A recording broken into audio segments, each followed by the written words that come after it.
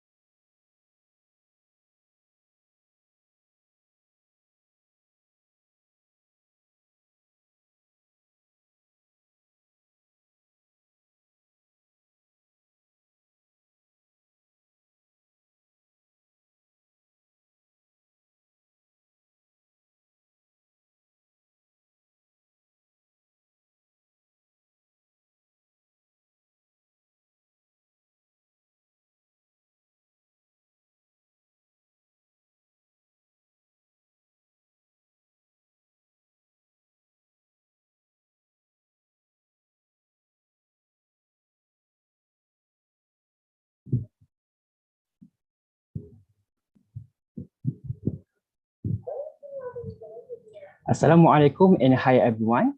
Our session will begin in 5 minutes, and in the meantime, we will wait for all of our friends to attend this Lextalk 2.0, inshallah.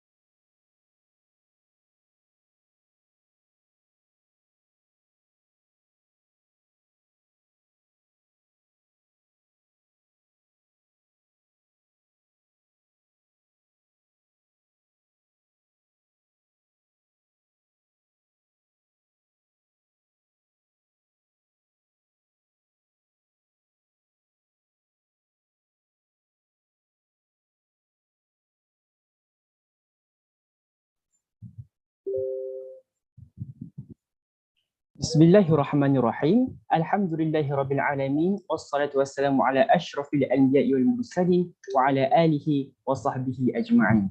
Qala rabbi shrah li sadri wa yassir li amri wahlul 'uqdatam min lisani yafqahu qawli, amma ba'du. Assalamualaikum warahmatullahi ta'ala wabarakatuh. To the respectful panelists, lecturers from Department of Legal Studies CFS IIUM, and my fellow friends. My name is Muhammad Hafiz bin Husni, and I will serve you guys as a moderator for this Lextalk 2.0 tonight. Before that, let us start the program with Furqan and Kitab Al-Fatiha.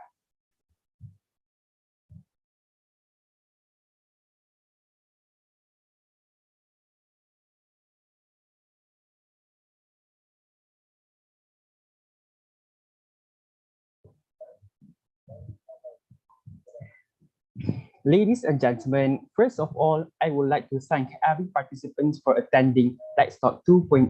Thank you for joining our forum on a very beautiful Sunday's night. I promise you that your time will be worth it because all the knowledge you will gain from tonight's forum can be of great use for your future. For your information, tonight's event, Lextalk 2.0, How to Do a Great Assignment, is organized by MeLex Shura Council, and this talk will be delivered by the lecturers from the Department of Legal Studies, CFS IIUM, with the hope that the law students will improve the quality of their assignments. In this talk, law students will be exposed to the methods and tips on perfecting the assignments. As perfecting the assignments is part of a duty as a Muslim student, it must be done with ihsan and amanah. Before we begin, I have a few reminders for all participants. Firstly, today's session is being streamed and will be available for viewing post-conference. And secondly, if you have any questions for the panelists, please use the comment section on the YouTube Live so that the panelists can answer all your inquiries later. Now, let me introduce you to our panelists for tonight. The first panelist is Sir Muhammad Saleh. He obtained his Bachelor of Law with honors from Ahmad Ibrahim Kuliah of Law, IIUM, and was called to the bar in 2013. He also obtained Master of Comparative Law, MCL, in 2015 from the same beloved alma mater, IIUM, and currently he is teaching at the Department of Legal Studies, CFS IIUM. Next, our second panelist is Madam Nina Shazmin binti Muhammad Din. She also went the same path as Sir Ridwan, graduated from ICOL with Bachelor of Law, and then graduated in 2021 with Masters of Comparative Law, MCL. Before teaching at the Department of Legal Studies, CFS IIUM, she was working in Suran Mukhzani and Partners as legal assistant from 2013 to 2015.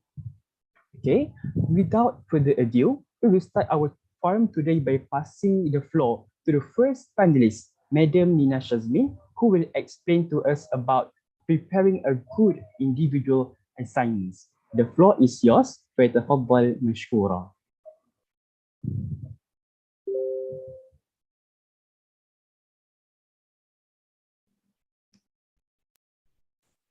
Thank you, Brother MC. Okay, Assalamualaikum warahmatullahi wabarakatuh. Bismillahirrahmanirrahim. First of all, thanks for inviting me. Thanks to the MeLex team and the advisor for inviting me to deliver this talk on how to make great assignment. Okay, or maybe I would like to rephrase it. Maybe how to prepare a great assignment. Yeah. So we will be dividing this talk into two parts. So me myself will talk about preparing individual assignment, while Brother Ridwan, Sir Ridwan will deliver the talk about preparing a group project or group assignment. Yeah. So you know that most of the time the assignment are delegated or classified according to either individual, group as in maybe pair, or bigger groups, bigger members of the group, maybe also known as group project. Yeah. Okay, so next. It is a what we call that, an advantage lah for you that you are having this kind of talk. MeLex is organizing this talk at week 3 kan, nak masuk week 3 of the semester. So it's still in the early part of the semester. Maybe most of the assignment has not been released yet. So you can take this opportunity to be prepared, to brace yourself that there are more assignments coming in later in the later weeks. So you can use this tips, tricks, this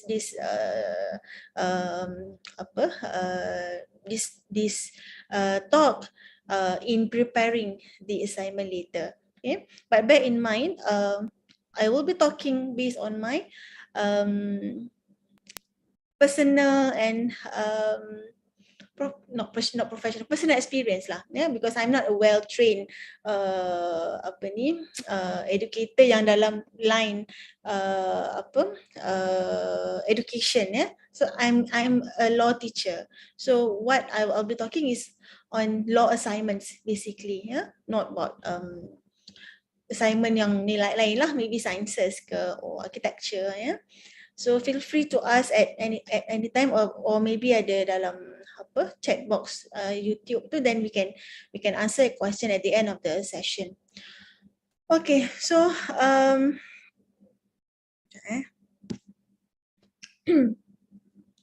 okay, so you are currently in the second semester, right? Second semester, second out of semester number 2 out of 3 semesters in CFS. So you have some experience that you have gone through when you were in first semester. Okay, you have done your ITL assignments, your ETL assignments, yeah, and other subjects assignment as well. So I hope by now you have roughly a rough idea on what are the differences between assignments in university, assignment in colleges, and assignment in high school. Maybe dekat sekolah you've been doing folio sejarah lah, folios, when it's more simpler than what you are having now. Yeah, but bear in mind you are now in law school. The assignments will be more challenging. It will require a lot more research than what you have done in your high school. Yeah. Okay, so especially in your era ni yang terkena dengan COVID, so we are currently in RTL mode, ya, remote teaching and learning. So we the teachers, we have also some challenges lah, because we have to design your assignments in terms of with the thing in mind that you are not in front of us. Okay, we can't have face-to-face assignment, we can't have face-to-face assessment. Yeah. Why can't I see the slides?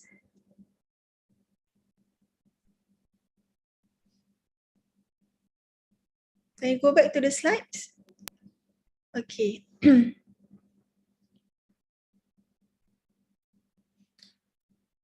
Okay, so with RTL, with COVID, and kalau face-to-face pun, go back to the previous slide. Okay, if we were to have face-to-face class pun, it has to abide by the physical distancing with mask and all that, yeah. So it puts us in a bit of challenges lah to prepare the assignment. Yeah. Go back to the first slide, the introduction part. Yeah. Okay, so this when we talk about assignment, it could come in many forms. So tak semestinya assignment is typical written assignment. Yeah, role play is an assignment. Take home test is an assignment. Yeah, taskmate is an assignment as well. Yeah, for sciences maybe lab report is also an assignment. Okay, so but I try to make my speech as general as I could lah. Okay, but mainly it focuses on written individual assignments, okay, for law students. Okay, next. Okay, what you should know, or what you should have known by now, is I would say the default setting lah for written assignment. Yeah. So usually the marks for written assignment, individual written assignment, it ranges from 10 to 20 marks per assignment. Yeah. For example, tasmid 10 marks. Argumentative essay 20 marks. So selalunya dia tak lari dalam range to for law subjects. I'm not sure about other subjects. Yeah. Okay, and then you should also by now boleh agak dah time frame, from 2 weeks to 1 month usually. Okay. If it is more than 1 month, it could be group project and bigger assignments. However, it also depends on the marks. Kalau 10 marks, maybe kita bagi 2 weeks. There's no hard and fast rule, but it depends on the complexity of the topic. Apa yang kita require you nak, apa yang nak tulis dalam assignment tu, whether it requires a thorough research yang daripada references daripada luar, ataupun only covers information yang ada dalam buku teks. So depends on that type of the complexity of the topic. And then the topics, of course, it will revolve around that particular subject lah dalam syllabus. We can't ask you to make assignment, to prepare assignment yang outside of your syllabus. It has to be around that topic, around that syllabus, walaupun tak directly. Then we try to vary the contents of the assignment, because we need to assess many skills. Okay, your thinking skills, critical thinking skill, problem solving skill. So when we design the assignment, it has to incorporate all these skills. Okay, so kita tak adalah tanya direct. Kalau direct, you boleh copy paste lah daripada buku teks. So the topics usually akan ada dalam course outline lah. Okay, but the detail instruction, the detail requirements of that particular assignment tu, you have to refer to the task instruction and explanation from the lecturer lah. Nanti kita tengok the process and the steps. Okay, if you see the slides, the topic, so it will revolve around that particular subject with the needs for more thorough research. Yeah, but you can predict that if it is a group project, 30 marks, of course it requires a lot more research than 10 marks essay individual. Yeah, so you can plan yang mana nak buat dulu, how much effort should you put into this assignment. Yeah, so kena gunakan your intelligence and wisdom lah in preparing that the planning of your assignment. Okay, next. Okay, so I have divided this part into 3 smaller parts. Yeah, so ada pre-writing, during the writing, and post-writing. So the first part is getting prepared for that assignment. For that writing of the assignment lah, getting prepared for an assignment. Yeah. So the pre-plan is the most important part. Kalau you terus start dengan writing the assignment without planning, without having an outline, you will definitely stuck somewhere. You will reach some point blank yang memang you tak boleh nak go through, sebab you tak tahu lepas nak buat apa. Yeah. So first of all, it sounds cliche, but time management is very important. Okay, so usually at the very first release of that assignment, you will be given 2 things, which is task instruction, and rubric. Kalau lecturer you tak bagi ni, dia cakap je, okay, hari ni I nak release assignment tasmid. You ask them, okay, you ask your lecturer, madam boleh tak nak tengok task instruction dengan rubric. Okay, so now you know that let's say this assignment is due in week 7. Okay, now it's week 3, contoh. Yeah. So you have 1 month. it is a written report about what is it? Maybe about a current legal issue in Malaysia. It's very, very open topic, contoh. So yeah, I should ask you to write about that. So the first part tu, you take the deadline first and then pre-plan. Okay, what should I do? The first thing of doing this assignment, what should I do? Of course, you go to the second step, which is analyze the question. So you read the task instruction. Dalam task instruction tu ada specific or the detail task about a particular assignment. Okay, ada yang kena present, ada yang kena tulis, ada yang kena dua-dua, ada yang kena hantar progress report, ada yang kena peer assessment. So analyze the question. Analyze is not simply reading the question, analyze it. Okay, jot down the key point. Okay, madam kata nak apa, legal issue. So the issues of maybe in another assignment, he wants you to write about effect of that particular issue. So effects. So a key point, how much you jawab soalan exam kan you ambil key point tu. Okay, analyze the question. So dalam ni juga you have to read the requirement tu. Sometimes ada detail requirement. Okay, introduction kena berapa page, main body you have to put it into 3 parts. Usually memang task instruction will be very detailed. Kita akan minta lah apa yang kita nak, because we expect you to give more than what we require. Yeah. So analyze the question. Let's say the assignment is about solving a problem. Bacalah soalan tu, bacalah problem tu, legal problem for example. Yeah. And then besides analyzing the question, the instruction, you have to also analyze the rubric. Yeah, I'm sure by now you should know lah what is rubric. Okay. What you should do to get good marks. What you should do to get to be excellent, to excel in the assignment. Okay, usually orang yang bagi bagus, orang yang markah dia bagus ni, dia akan bagi beyond that rubric.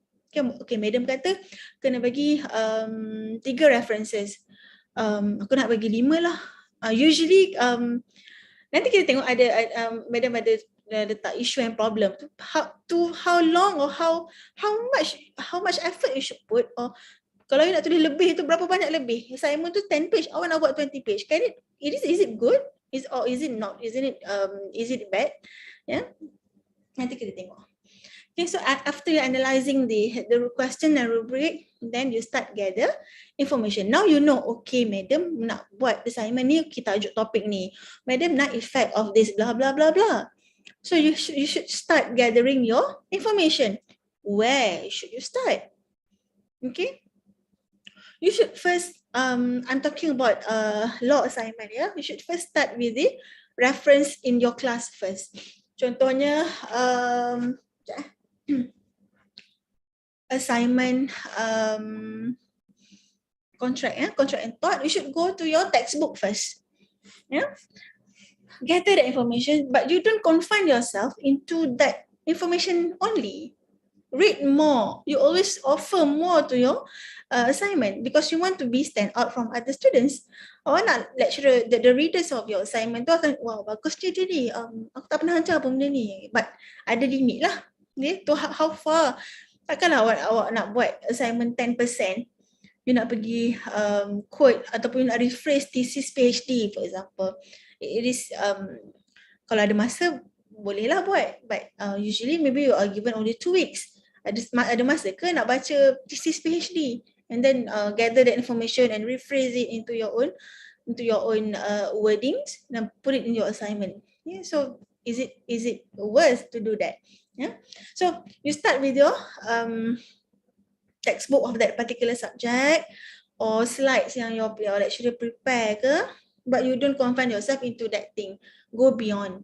Okay. Kalau nak refer to online sources, make sure it is reliable. Now there are a lot of reliable online sources dekat internet kan. So tak ada masalah pun nak guna as a reference, but do not go to apa roti kaya ke, siakap ke, you should know lah yang mana yang bagus, yang mana yang reliable, yang credible, yang mana yang tak. Okay, so you gather first. Gather means you cari or you pin ke, kita apa, favorite kan. Ataupun kalau you go to the library, you can start borrowing that books, or kumpulkan that assignment, kumpulkan that information. Okay, or you dah skim lah, you have already skim, you have gone through the information. You kata, okay, this is related, then kumpul. Yeah. And then after that only you read that information. Okay, then you filter lagi. Oh, this case is not related to my assignment. Then you rule out lah mana yang you rasa tak sesuai. Okay, and at the same time cari lagi lah. Bukan, you don't stop there. Yeah. Sometimes time awak menulis pun awak jumpa lagi info yang lagi bagus. It doesn't matter lah. Okay, and then plan your writing. Yeah, typical written assignment, of course, ia akan ada introduction, the main body and conclusion lah macam biasa. Cuma main body itu depends on the question lah. Kalau kata nak effect, the content will stretch lah on the effect of a particular legal issue. The effect of the effect of moratorium on bank. Okay, that's legal issue. Okay, apa effectnya moratorium on a legal effect lah. Yeah. Then plan your writing. Okay, let's say you have 2 weeks. Okay, 2 hari untuk buat introduction. Okay, seminggu untuk buat main body. 1 hari untuk conclusion. And then 1 hari untuk proofread your assignment. Plan your writing. That's planning or time management. Termasuklah dalam time management tu sekali. So, this part is the most important part sebab itu yang akan menentukan whether you can produce a good assignment or a last minute assignment. Kalau yang ni you excel, you won't be battling with deadline later. So kalau awak stretch sampai hujung, your battle wouldn't be battle to do a great assignment. Your battle will be battle to submit the assignment on time. Yeah, so awak dah berlawan dengan masa. Kalau awak ada masa yang banyak, your aim would be to produce great assignment. Okay. Kalau dah hujung tu, awak punya objektif, okay, janji hantar. Yeah, so dah lain lah dia punya tujuan tu. Okay, next.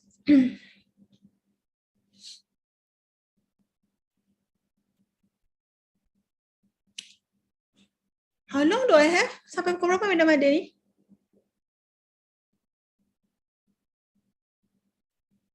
Tak apalah, later kalau dah lagi 5 minutes you notify me ya. Okay, the second part is preparing the assignment. Yang ni yang the thing itself lah. Tadi you plan. Now you prepare to write the assignment. Yeah. So what you should do first is you draft an outline. Okay, jangan terus tulis introduction. Draft outline dulu. Okay, introduction nak tulis apa? Usually in an introduction, in a typical written individual assignment, you talk about that topic generally. Yeah, you talk about that topic generally, and then you take some key points and explain what is it. Ataupun kalau dalam law kita ada legal terminologies. Okay, the definition would go into the introduction.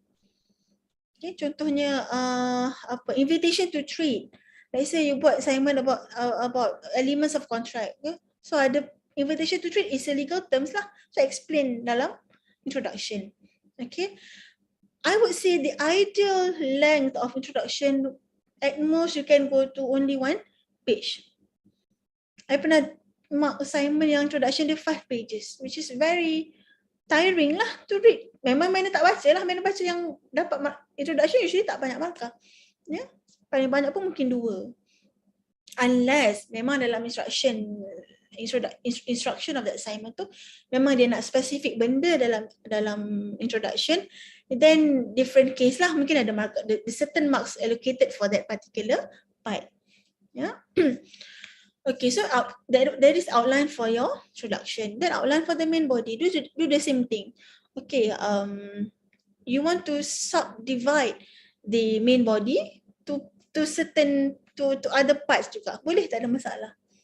Okay, so let's say it talks about effects. You want to talk about 5 effects. So you put it nicely lah.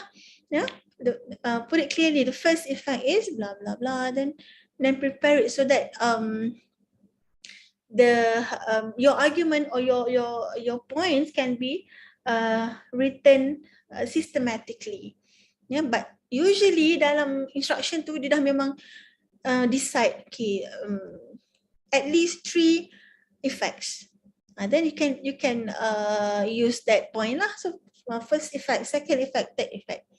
You want to go beyond, you go up to at the most tambah lagi 2 point yang extra. Yeah. And of course bila you prepare the main body tu, you put the strongest point yang paling atas lah. Go to the sequence, go to the strongest point until to the weakest point. How do you do that? It's your call. You yang kena decide which one is, ataupun you can consult your lecturer. Which one should I put first? Adakah effect ni yang paling banyak, effect ni yang paling banyak? That's how consultation with the lecturer will help lah. Okay. Same goes to drafting the conclusion. What you should put in your conclusion. I'm talking generally. Nanti kalau ada soalan boleh tanya. You shouldn't give new points in the conclusion. Big no. Okay. You may not want to have another reference dalam conclusion. Okay, because another reference would mean you have another point. Yeah. You just have to reiterate what your points are, but not in the same word, the same sentence. Okay, try to have it in a different way of conclusion. Yeah, conclusion could be paling panjang pun merasa half a page. Yeah, itu dah cukup dah. Yeah, and then you can reiterate your strongest point. Yeah. Oh, and the last part of the conclusion, maybe you can talk about the value that the topic may bring, the value or your hopes or your advice of regarding that particular topic. Mana tak boleh nak bagi contoh sebab it depends on the topic lah. Yeah, ada topik yang it doesn't need an advice. You may just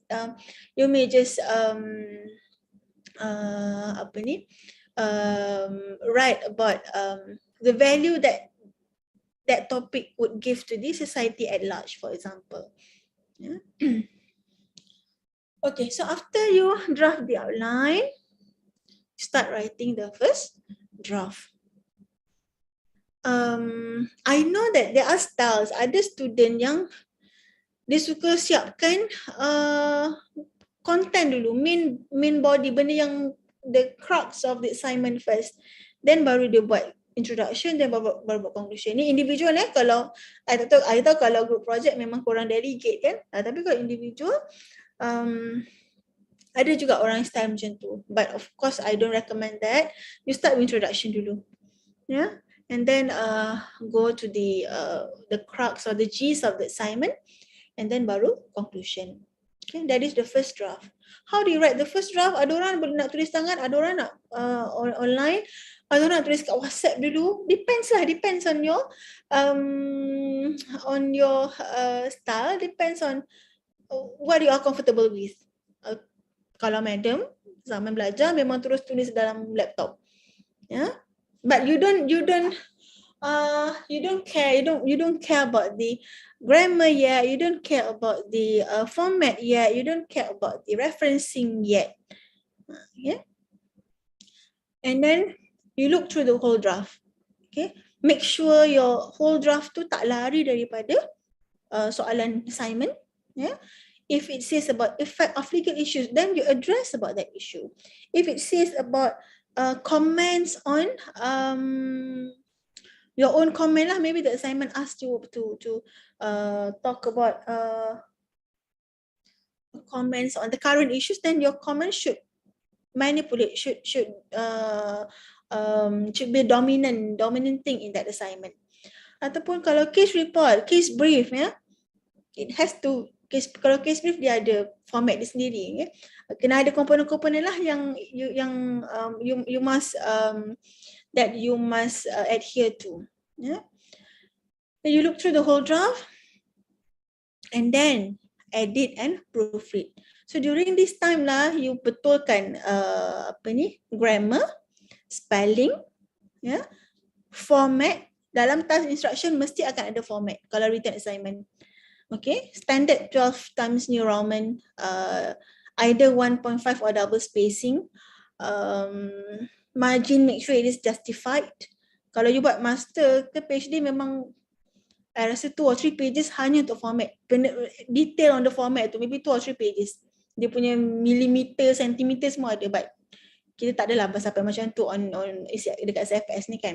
But you still have to edit and proofread. Proofread, you may ask your lecturer to help you. You may ask your friend who is better in English to proofread for you. You may ask your parents.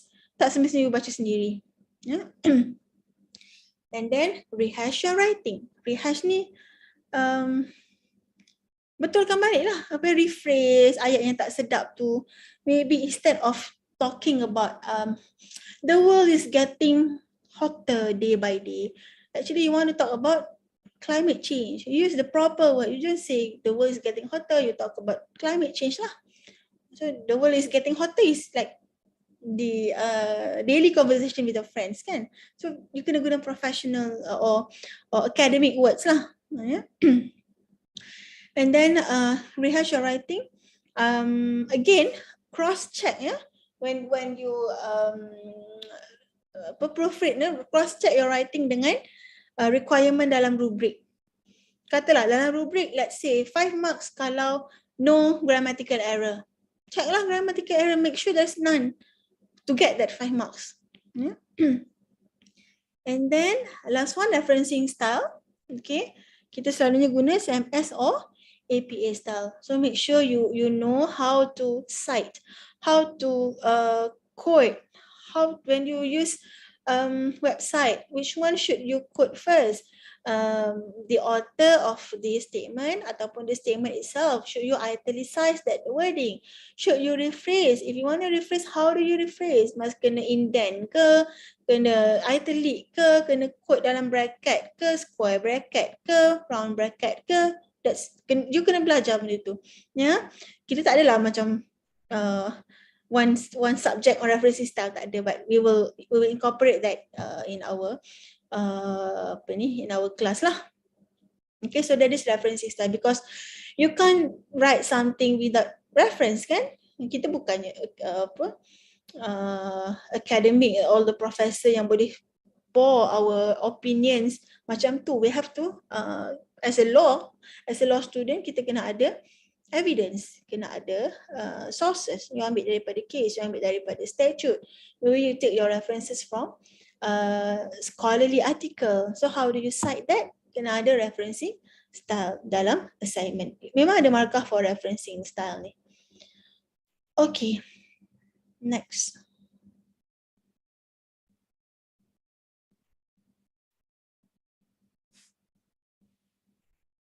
Okay, the third part is post writing. Yeah. So bila you dah check your first draft, you dah rehash, you dah double check referencing, double check grammar, spelling, dah habis dia nak submit dah. Let's say one day, 24 hours before due date, reread the whole thing, baca balik. Yeah. Check semula grammar and spelling errors. Sometimes ada yang tertinggal. Bila you copy paste, you tak copy habis, you tak paste habis, tertinggal juga. Kan, so kena check. And bila you copy, perkataan-perkataan tu jadi color kelabu kan. So please change that color font color as well. We know that kadang-kadang siap ada garis-garis lagi. Nampak sangat copy paste without checking. Yeah. Now there are a lot of apps. Dah banyak website yang boleh check whether there is plagiarism. Even Google Classroom pun kita boleh ada red flag kalau your statement tu memang sebiji macam dalam website. So we could check. It's just a matter of whether we want to take action against you or not sahaja. Yeah.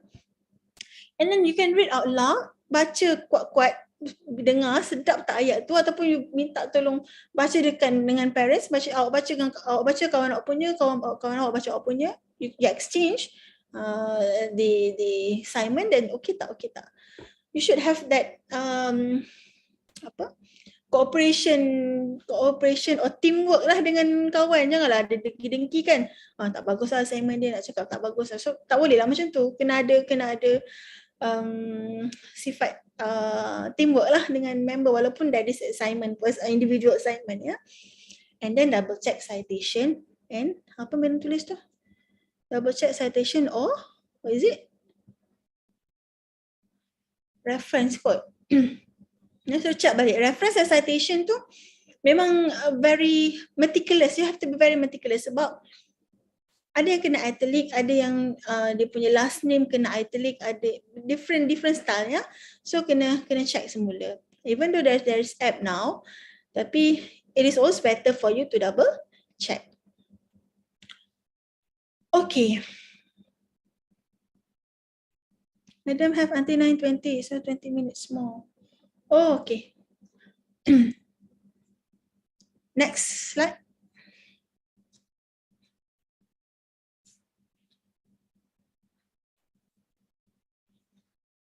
Oh, tak padam hello classmate.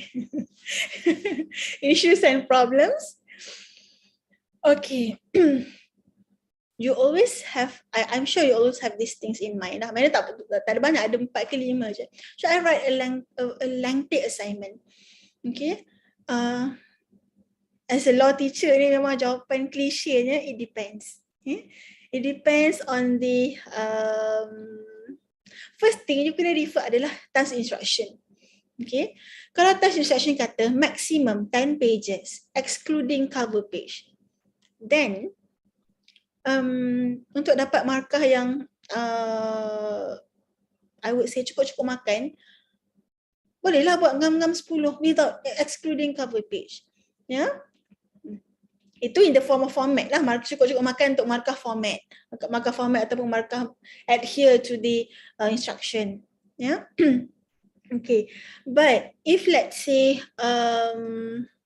it is your assignment, you can only cover up to 8 pages je. You tak rasa that is tak cukup. You tak boleh nak cukupkan 10 pages. Okay. Read your assignment or consult your lecturer. Sometimes it depends on the lecturer juga. Ada lecturer, mereka tak boleh nak cakap tak boleh buat panjang-panjang, tak boleh buat pendek sangat. Yeah? But as long as you abide by the instruction, then it should be okay. Yeah? And sebab tu sebenarnya lecturer dia kena pulangkan assignment tu, ataupun dia kena comment to that assignment, and it's your right to ask for the return of the assignment, so that you know what to expect.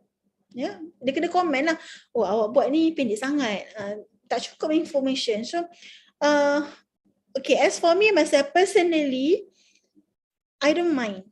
Okay, kalau unless it is too long, sampai macam tadi introduction sampai 5 pages. Yeah, so you kena somehow you should know your lecturer jugalah. Yeah, but for me or my class, I don't really mind kalau you exceed like 2 or 3 pages is still okay. Tapi kalau ada part tu, kalau madam tengok dalam part okay, conclusion 2 pages, nah itu madam boleh tolak lah, sebab when it comes to the whole assignment tu, okay maybe 10 pages ngam-ngam, tapi bila tengok okay introduction 5 pages, conclusion 2, main body hanya 2 pages, walaupun you ikut the instruction tu, but it doesn't make sense lah. So jawapan madam is it depends on how you divide the component of your assignment. Okay. Sometimes kalau assignment tu bagus, research dia very critical, kita baca pun tak sedar dah terlebih page, sebab bagus ayat dia, memang on point. So tak ada masalah lah kalau lebih pun, sebab bagus assignment tu. Okay. Okay, next, should I use bombastic words? No, I really don't recommend you to use bombastic words. Just use simple English, but not kindergarten English. Ya, tak payah guna ayat yang beating around the bush. But still bombastic is subjective kan. To me maybe ayat tu biasa, to awak benda tu bombastic. So sebab tu kena ada proofread. Okay, maybe you boleh consult your lecturer sebelum hantar. Usually lecturer akan accept draft dulu ya. So tak ada masalah pun nak check balik. Just avoid ayat yang perkataan yang pelik-pelik yang jarang orang guna and ayat yang terlalu panjang. Ya. Keep it short and simple. Case kan dia punya short form tu, keep it short and simple, yeah? But not as simple as macam content hanya 3 pages. It is not acceptable lah, yeah? Because this is academic assignment kan, bukan assignment yang you buat dekat sekolah dulu. Mungkin lain dengan law punya assignment. Okay, next.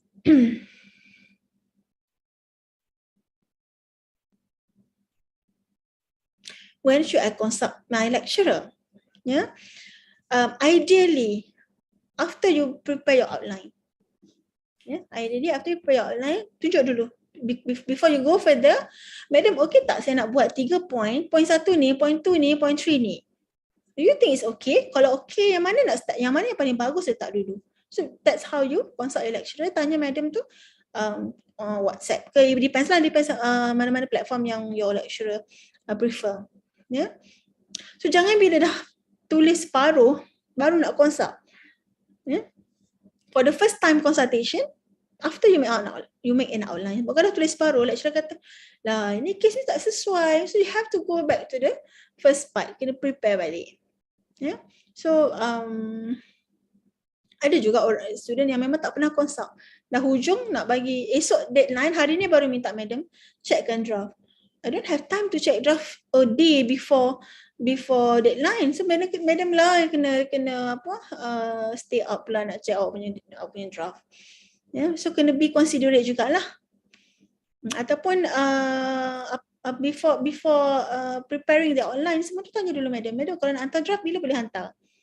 So I'm sure your lecturer will help you. Okay, next, how much references should I find? First, your references should it is a good references kalau you boleh cover many kinds of sources. Textbook, case law, statute, okay, article, at least this 4 lah. Yeah. So tak perlulah sampai you go to sometimes you have many references. You have 10 references, but all come from website, online references. Dia okay, tapi tak adalah macam dia tak variety. We want you to explore many kind of sources. You dah belajar banyak sources of law kan? Ada constitution, ada enactments, ada statute, ada case law, foreign case law, local case law, case report, article. So use that sources as much as you can. Sebab now everything is at your fingertips. You tak payah ada dekat mahalah, tak payah ada dekat UIA pun. You can still access online database dekat library kan. So there's no reason for you not to find at least one reference for each type tu. Satu buku, satu akta, satu case, satu website, satu you nak define dalam introduction tu, you guna dictionary, that is references as well. Yeah, you guna Oxford Dictionary untuk define invitation to trade. That is part of your references. Okay, so go back to the second last slide tu, yang part 3 tu.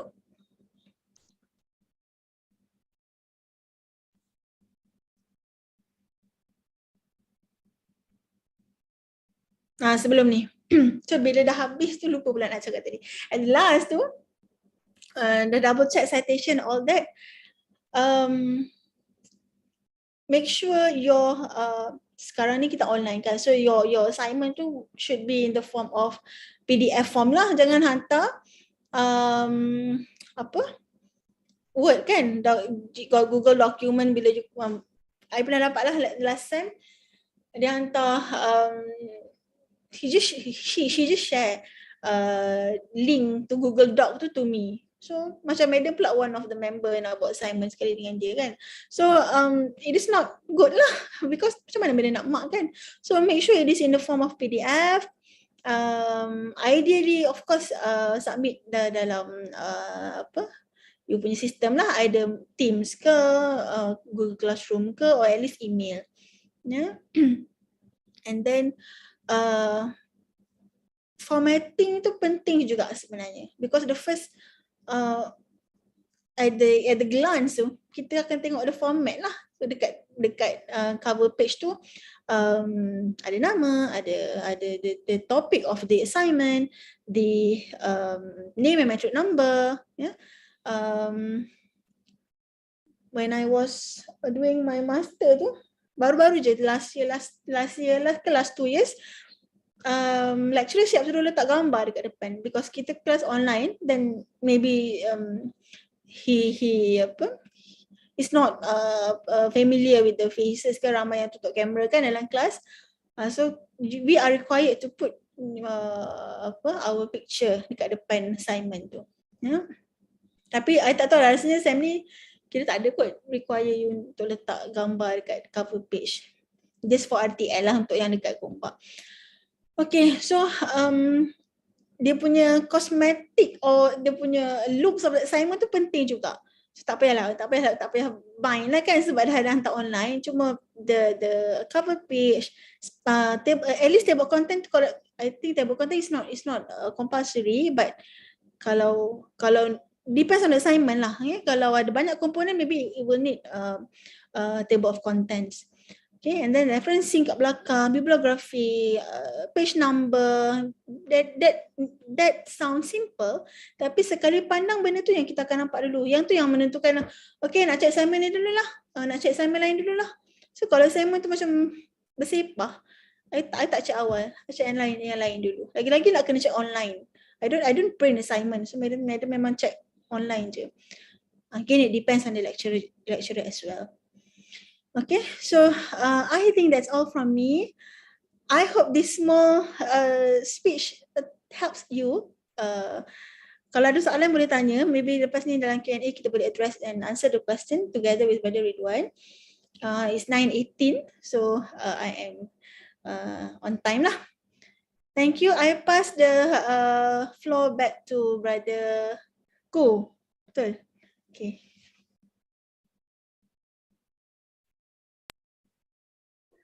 Okay, thank you so much, Madam Nina, for the beneficial 30 minutes. And then from what Madam has shared just now, I already get many points, just like I have noted like 2 pages. So I have got, it is very important and crucial for us to draft first our assignment and then preparing the good assignment. And also after that, we need to do something for the post-writing assignments. And Madam also has addressed like issues and problems. It's just like the frequently asked questions for all the students then. It's actually talked about and what I can conclude is actually all of us can consult with lecturer if we have any problem, because I believe that the lecturers from the Department of Legal Studies are very, very helpful, inshallah. And I'm also quite glad right here because I have notified that at the live chat, we also received a few viewers from the other courses. So I would like to say it's not late for me to say welcome. And okay, for the next session, we will continue with the sharing session by Sir Ridwan bin Saleh with the topic preparing group project. The floor is yours. فَيَتَفَضَّلْ مَشْكُورًا. Thank you, Brother Kuha. Can you all hear me? Okay. Yes, sir. Okay, Madam Nina has spoken a lot about how to prepare a good individual assignment, but I believe by now you're already aware that a bulk of your assignment also come in group whereby you need to form a group of 4 to 5 students, or maybe more than 5 students, depends on the number of the students in the class. But previously, the method or the approach towards doing good group project differs from the old time to now, because previously students are in campus, they can easily have group discussion after class, they can have group discussions at the library. But now, due to the certain condition or whatever that we are facing today, we are forced to have everything online. So if you don't make that effort, if you don't have that Google Meet session with your group members, you will end up doing your group assignment individually. So that is something that we should avoid from doing. So today, in my part, I'll be talking about preparing group project. Can we go to the next slide? Now, I want to start my presentation with a question. What is the question? Let's see what is the question. Now, are you happy with your group assignment marks last semester? How do you think your achievement, was it good? Was it bad? Anyone would like to share your personal experience whereby maybe you scored well in all your individual assignment, but suddenly your group assignment, take your mark down, bring your mark down. I'm sure some of you might experience that. I'm sure you have encountered not so cooperative group members, or I'm sure you also have encountered too active group members. So there are a lot of, there's a various kind of team members that you might encounter throughout your life as a student in the last semester in doing group assignment. If you are happy with your marks, then this part is not for you. But if you are not happy with your marks and you intend to improve, then please take note of what I'm going to share with you shortly. Can we go to the next slide? Now, let's go first with what you already know. First, you know, whenever you have an assignment, you'll be given a task pack or the instructions. And what is the content of this instruction? You will be given the specific details, specific requirement, specific particulars on what is the expectation of the lecturer from you from the assignment. Okay, the content, what is the topic? Is it an essay? Is it a case brief? Is it a report? Is it a presentation? So that would be something that you can easily find in your instructions. And of course, as a student also, I'm sure you are very familiar with rubrics. What is rubrics? How your assignment will be scored, okay? It will provide you the measurement. Okay, this is a good assignment. It have this criteria. Good, they are the excellent, good, and usually average, and then poor. So you yourself can easily identify, hey, why sir give me only 3 marks? Oh, because this is only average. So you need to actually what we call that, you already knew, oh, why I'm given that 3 marks. And then you also know the deadline when you need to submit. When you need to submit, sekejap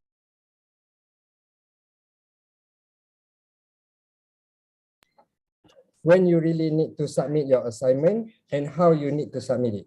Maybe your lecturer prefer you to what I can say,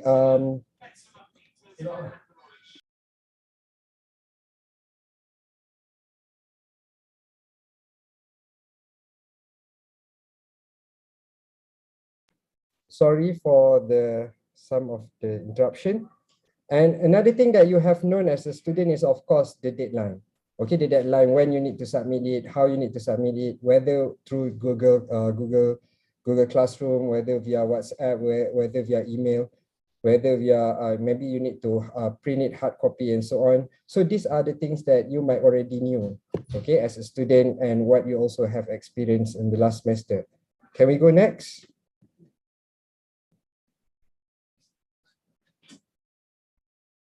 Next slide. Now, after understanding what you have known before, let us go through some of the misconceptions that students always face whenever you do group assignment. First is, okay, my friend will cover my part. I have this group member, dia super achiever, overachiever. So dia akan make sure group assignment ni terbaik. So aku ni buat ala kadar je lah, nanti dia akan repair juga. So some students always have this in mind. And this is something that is not very good, especially if you intend to if you want to score your assessment. And another misconception that students always have in mind is, since it is a group assignment, then we are all at home. Let's just divide the assignment and then we compile it later. So basically that is not a group assignment. That is a compiled individual assignment. So this is something that we don't want from you. And sometimes it's very obvious. Teachers can easily identify that it is just a divide and compile kind of assignment. Especially bila tengok format dah lain, intro lain, content lain, semua lain. So your lecturers, your teachers can easily identify, oh, this was sloppily done. And another thing that usually have in students' mind is, as long as I'm done with it, I will get good marks. As long as you submit, you will get good marks. As long as you have all the criteria, you will get good marks. But the thing is, you need to understand there are certain kind of criteria for you to score excellent marks. And another thing, this is not only goes to the team members, but this also goes to the group leader. Sometimes the group members also have misconception. If I am the group leader, it means that I have to do everything. I have to do all the editing. I have to do all the dividing. I have to do all the reference looking. All is my responsibility. So please go to the next slide. So what you should do as a student to come up with a good group assignment. Next. Now, let us prepare some strategy to prepare a good group assignment, okay? Now, if you want to go to a war, you need to have a good strategy. Even nowadays, during the flood situation, people knows that the best way to help these people is with good strategy. Okay, the flood victim does not only need food. So people send a lot of food. At the end of the day, a lot of food are wasted. So this is why this happened, because there is lack of strategy, lack of coordination on the various parts of the agency. The same thing goes to your assignment. What makes your assignment become sloppy? When you have embarked or use improper strategy in doing your assignment. So tonight I will share with you some of the strategies that me myself has practiced before, and of course some of them are also coming from my research or readings online. Can we go to the next slide? Now tonight I will be sharing with you these 4 C's. Bukan C yang dapat ABC yang teruk tu. This C is actually for you to score an A actually. Now these 4 C's is among others, it means comprehension, content, cooperation, and communication. If you have these 4 C's, I think it will be a good ingredient for you to have a very, very good group assignment. Now, I just want to say first, whenever we talk about group assignment, your lecturer have higher expectation than individual assignment. Why? Because usually individual assignment is only prepared by you yourself.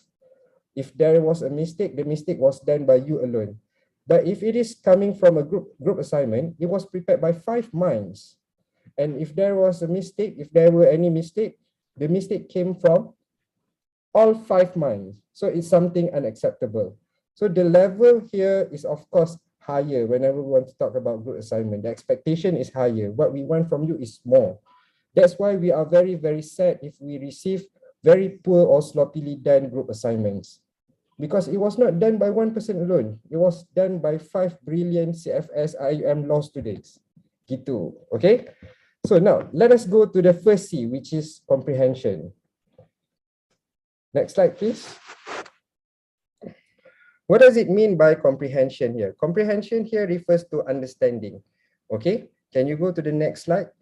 Before you want to start to embark on your group assignment, of course, you need to first understand what the assignment wants you to do. Is it a long essay? Is it a report? Is it a case analysis? Is at the end of the day, you need to do a presentation? How the presentation will be conducted? Do you need to come up with a poster? Do you need to come up with a short video? Do you need to come up with a pre-recorded presentation? So you really, really need to understand what are the requirements of the assignment. So if the assignment asks you to write essay, then you have to write essay. If the requirement asks you to conduct a research, then you need to conduct a research. So you need to know what you really need to do in a particular assignment. If this thing is, if you already fail to understand or comprehend what the instruction is, then basically you will never score that assignment. Okay, but fortunately at our level, at CFS level, most of the group project, they come in form of long essay or long some kind like short legal research, something like that. Okay, so basically macam your assignment in what we call that, in your intro to Islamic law, where you need to write about the founders or about the mazhab, right? So it's some kind like that. It's a long essay where you need to in detail explain the features, the contribution, the background, the development of the mazhab and so on. So basically, what is expected from you from this long essay is content analysis. You need to analyze what would be the content or the title from the title given to you. Okay, and you need to, of course, go through the instruction and rubrics for the detail requirement. Yes, it is there. If you look into the instruction, usually you will only find, okay, the instruction must be 10 pages. You must use APA. What else? Apa lagi? Spacing. You need to refer to credible references. But where can you find the details? The detail is there actually in the rubric. So usually that's why it irritates some of the lecturer when the student asks, "Sir, what is the minimum amount of references should we look for?" It's there already in the rubric actually. Although it is not stated in the instruction, but it's already there in the rubric. So and besides that, at the comprehension level, at the very early stage, as a group assignment, what you need to do, you need to brainstorm ideas. You need to brainstorm ideas. Weh, kita buat macam ni lah. Weh, kita buat macam ni lah. Weh, apa kata kita cari info macam ni, macam ni. Weh, apa kata kita analyse from this perspective. This is where all the sel-sel otak tu nak berhubung. Biarlah bergaduh during this stage. Biarlah ada tidak sefahaman waktu this stage, because this is the time when you want to generate ideas. Never allow only one person to come up with the idea and everyone agree. That is not a very healthy kind of brainstorming situation. You need to come up with various possibilities, various alternatives, various perspectives, and so on, so that at the end of the day, you will be able to come up with a very good insight. You can come up with a very good insight about the topic assigned to you.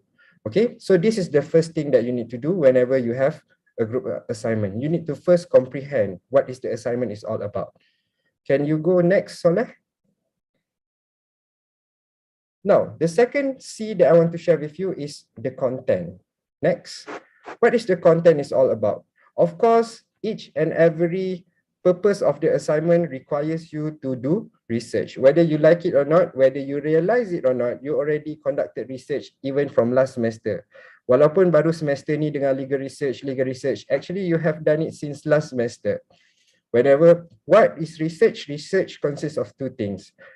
It consists of process, and it requires you to understand certain legal problem if we talk about legal research.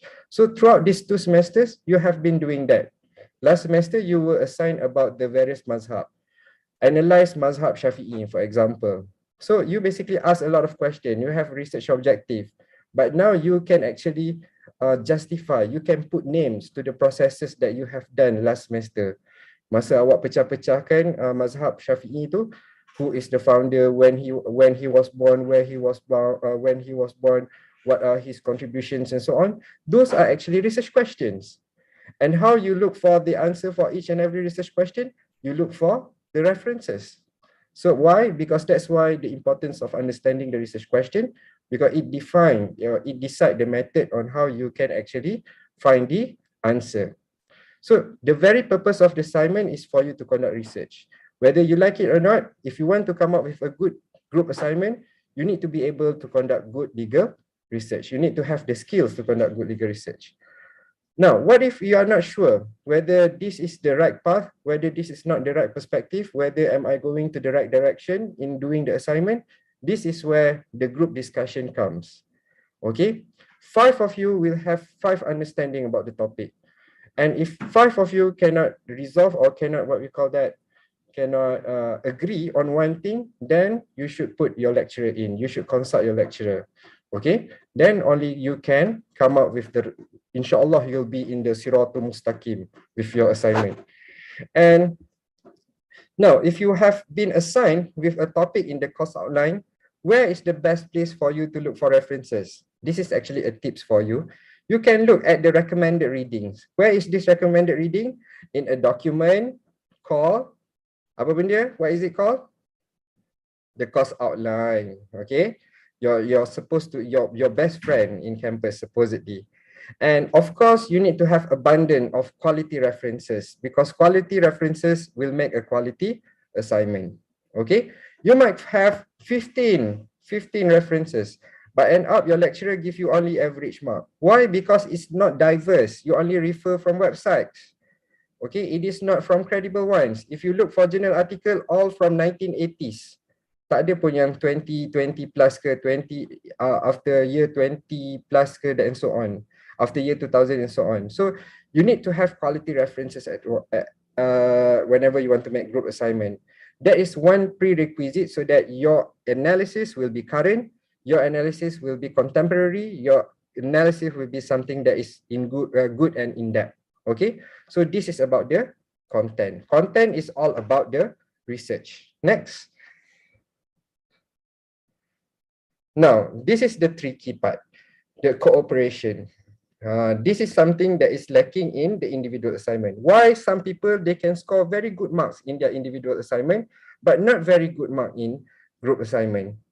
Because why? In group assignment, you not only need to handle the research, you not only need to handle the content, but you also need to handle people in your groups.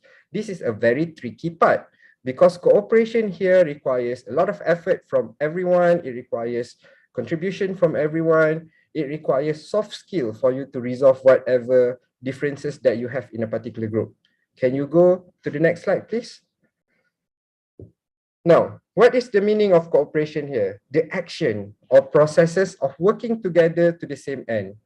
Now, when your lecturers say your assignment is lacking of collaboration, lacking of cooperation, it means what? It means that the assignment was separately done by 5 students.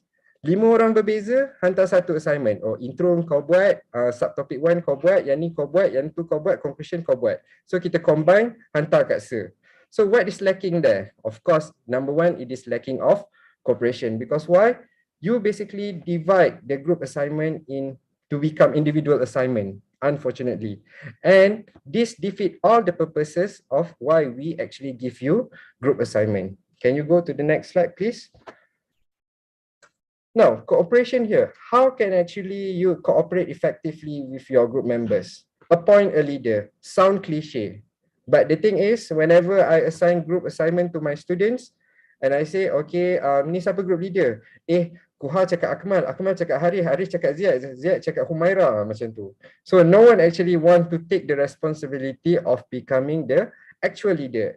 And now, after you have been appointed, or usually some people, they self-appoint themselves as the leader, you need to know that the leader is not the sole person responsible for the assignment. It is not the individual assignment for the leader. Okay? If you want good grades, if you need to make sure that everyone contributes towards that good grades.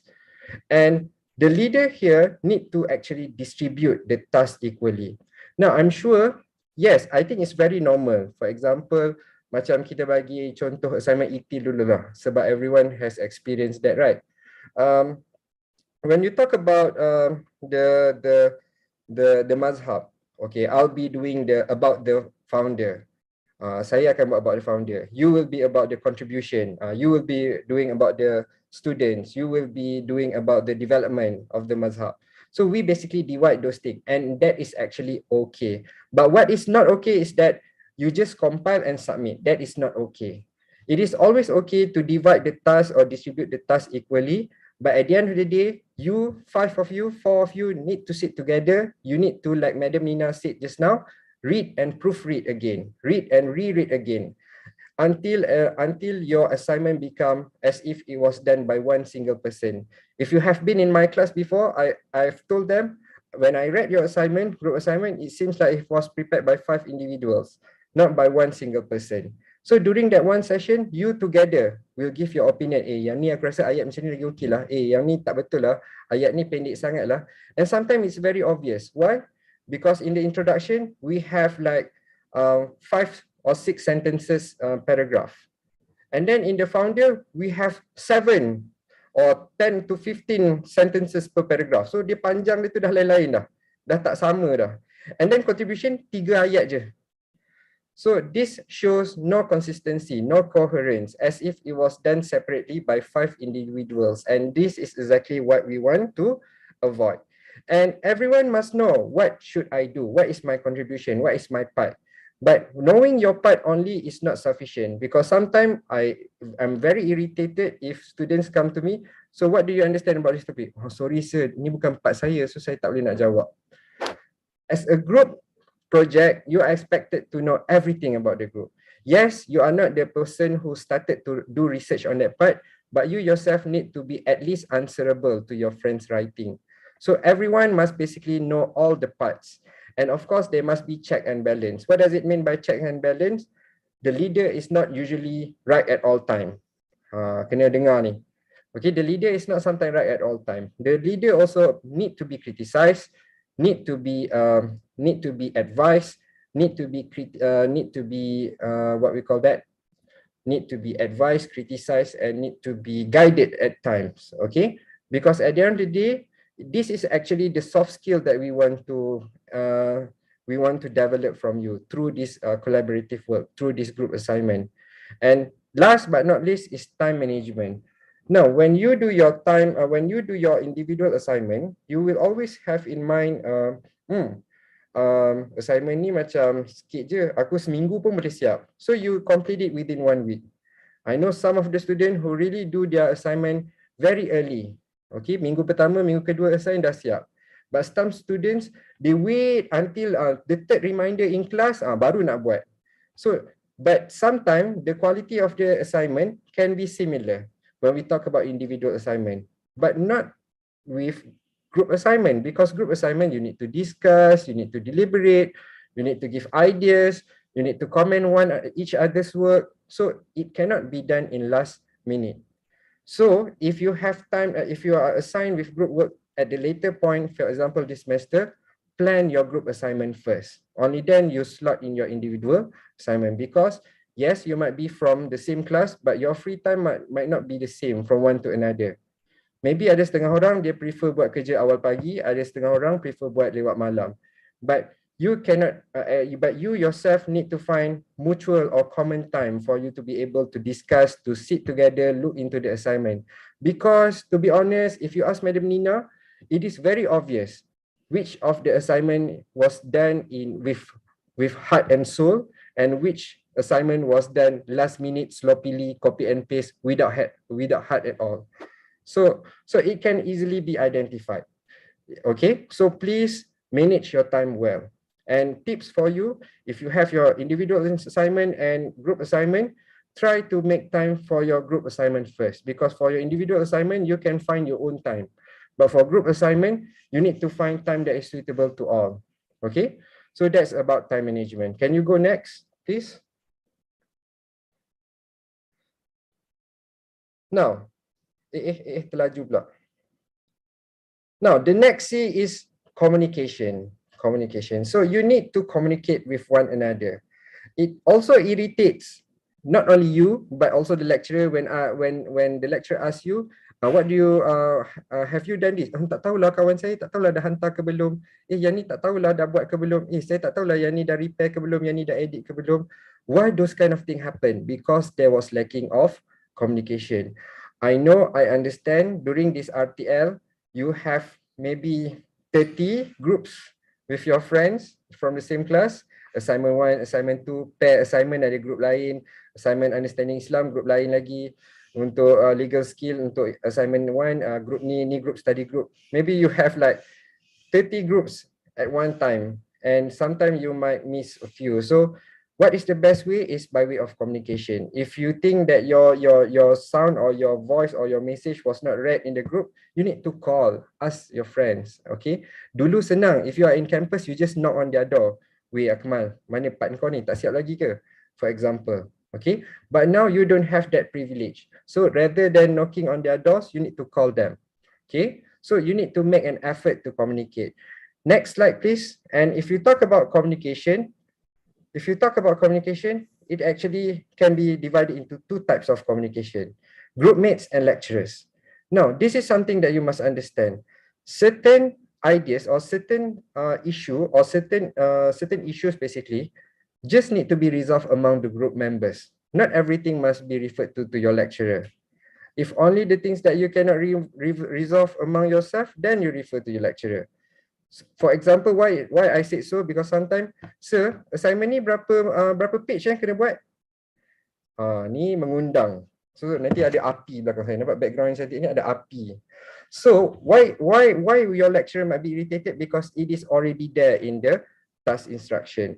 Maybe if it's not there, maybe it was mentioned orally by your lecturer. Maybe you need to ask your group mates first. Tadi Sir Ridwan ada cakap tak berapa page assignment ni? Bila kena hantar? Before midnight ke, after midnight ke, the day before ke, and whatsoever.